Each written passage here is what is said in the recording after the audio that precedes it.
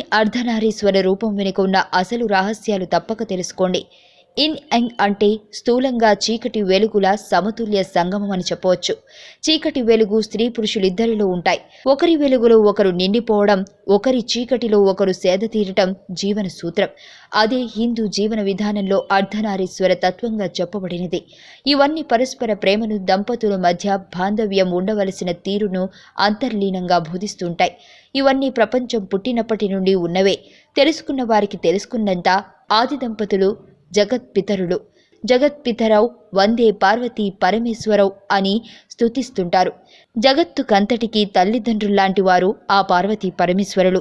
ఈ ఆది దంపతులు ఇద్దరూ దేహాన్ని పంచుకుని అర్ధనారీశ్వర అవతారంతో కనిపించడం కూడా అందరికీ తెలిసిందే. ఇంతకీ ఆ శివుడు అర్ధనారీశ్వరుడు ఎప్పుడయ్యాడు? ఆ అమ్మకు తన దేహంలో సగభాగాన్ని ఎలా కల్పించాడు?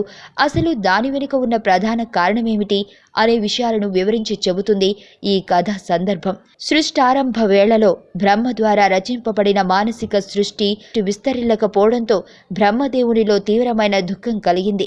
అప్పుడు ఆకాశవాణి వినివచ్చింది, బ్రహ్మ, మైథుని సృష్టి చేయి.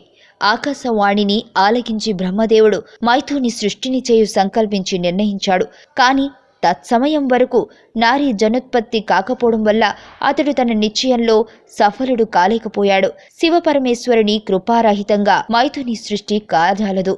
అందులకే అతడు శివదేవుని ప్రసన్నుని చేసుకోవాలని కఠోరమైన తపస్సు చేయనారంభించాడు.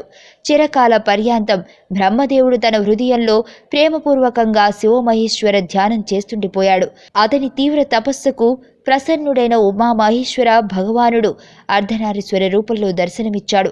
దేవాదిదేవుడైన శివభగవానుణ్ణి, ఆ దివ్య స్వరూపాన్ని సందర్శించిన బ్రహ్మ అభిభూతుడై దండవత్ భూమిపై వరుండి అతని అలౌకిక విగ్రహానికి ప్రణమిల్లాడు.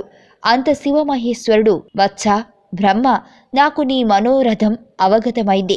సృష్టి వర్ధిల్లాలన్న భావంతో నీవు చేసిన కఠోరమైన తపస్సుకు నేను సంతృష్టి చెందాను. నేను నీ ఇచ్ఛను ఆవశ్యం నెరవేరుస్తాను అంటూనే శివదేవుడు తన శరీరం నుండి ఉమాదేవిని వేరు చేశాడు. తదనంతరం శివపరమేశ్వరుని అర్ధాంగం నుండి వేరైన పరాశక్తికి బ్రహ్మదేవుడు సాష్టాంగ ప్రణామం చేసి పలికాడు, శివే సృష్టిరంభంలో నీనాథుడు దేవాదిదేవుడు అయిన శంభు భగవానుడు నన్ను సృజించాడు. భగవతి, ఆయన ఆదేశానుసారమే దేవాది సమస్త ప్రజల మానసిక సృష్టి చేశాను. అనేక ప్రయాసల తరువాత కూడా ఆ సృష్టిని వర్ధిల్ల చేయడంలో నేను అసఫలుడనయ్యాను. కనుక ఇప్పుడు స్త్రీ పురుష సమాగం ద్వారా నేను ప్రజోత్పత్తిని చేసి సృష్టిని వర్ధిల్ల చేయదలచాను. కానీ ఇంతవరకు నారీకులం ప్రకటింపబడలేదు. నారీకులాన్ని సృష్టించడం నాకు శక్తికి అతీతంగా ఉంది. దేవి, నీవు సంపూర్ణ సృష్టికి శక్తులకు ఉద్గమ స్థానివి. కనుక ఇప్పుడు స్త్రీ పురుష సమాగం ద్వారా నేను ప్రజోత్పత్తి చేసి సృష్టిని వర్ధింపజేయదలిచాను. నారీకులాన్ని సృష్టించడం నాకు శక్తికి అతీతంగా ఉంది. దేవి, నీవు సంపూర్ణ సృష్టికి శక్తులకు ఉద్గమ స్థానానివి. నీవతనిపై ప్రసన్నురాలివై అతని మనోభిష్టాను నెరవేర్చుము అన్నాడు. పరమేశ్వరాజ్ఞను శిరోద్ధార్యం చేసి ఆ శక్తి బ్రహ్మ ప్రార్థనానుసారం దక్షపుత్రి అయినది. అలా బ్రహ్మకు అనుపమ శక్తిని అనుగ్రహించి శివాని మహాదేవుని శరీరంలో ప్రవేశించింది. తర్వాత మహాదేవుడు కూడా అర్ధాంతరమైపోయాడు. నాటి నుండి ఈ లోకంలో మైథాని సృష్టి కొనసాగింది. సఫల మనోరథుడైన బ్రహ్మ శివపరమేశ్వరుని స్మరించుకుంటూ నిర్విఘ్నంగా సృష్టిని విస్తరిల్లజేశాడు. బ్రహ్మ ప్రార్థన ఆలకించి శివాని తదాస్తు అంటూ అతనికి నారీకులాన్ని సృష్టించగలుగునట్టి శక్తిని ప్రసాదించింది. లక్ష్య సాధనకై ఆమె తన భృకుటి మధ్య భాగం నుండి తనతో సమానమైన కాంతిమతి అయిన ఓ శక్తిని ప్రకటింపజేసింది. దానిని తిలకించి దేవదేవేశ్వరుడైన శివుడు చిరునవ్వు నవ్వుతూ, దేవి, బ్రహ్మ తపస్సు ద్వారా నిన్ను ఆరాధించాడు. నీవు అతనిపై ప్రసన్నురాలివై అతని మనోభిష్టను నెరవేర్చుము అన్నాడు. అలా శివశక్తులు పరస్పర అభిన్నులై సృష్టికి అధికారుణులైనారు. పుష్పంగంలో గంధము, చంద్రునిలో వెన్నెల, సూర్యునిలో ప్రభా నిత్యులై స్వభావ సిద్ధులై ఉన్నట్లే శివునిలో శక్తి కూడా స్వభావ సిద్ధి అయి రాజిల్లుతూ ఉంటుంది.